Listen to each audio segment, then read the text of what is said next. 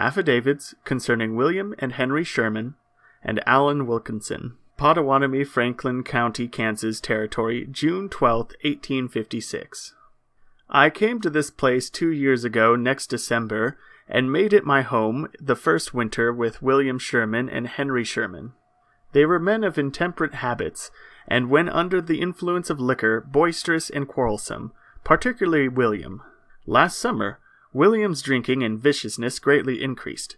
During the spring past, he was engaged in several fights while under the influence of liquor.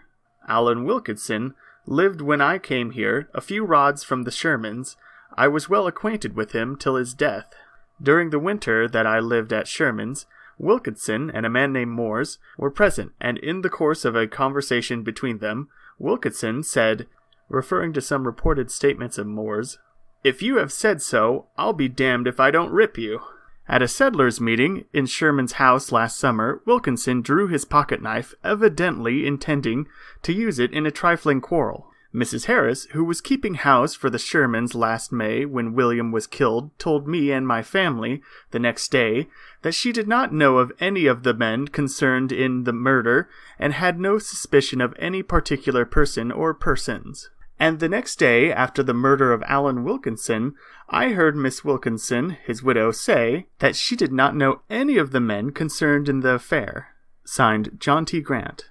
Early in last spring, William Sherman called at my father's, a good deal intoxicated, with a bottle in his pocket and a bowie knife in his belt, and threatened that he would cut out the damned black hearts of my father, my oldest brother, and sister. The next morning I called on an errand at the Shermans. William was on the roof of an outhouse.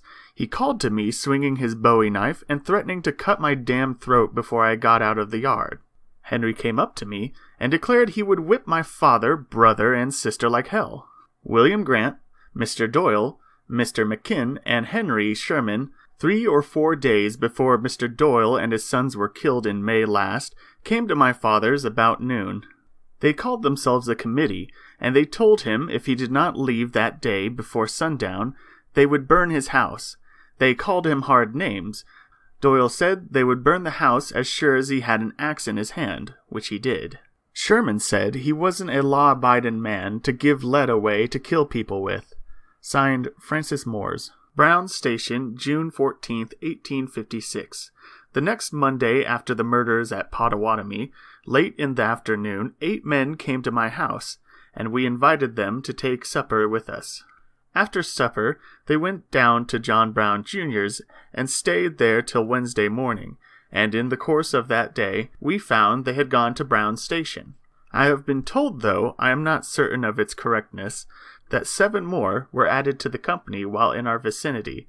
With regard to the murders, I do not know who were engaged in them. I have no evidence affording ground for such a charge. Signed, Miss Mary Day.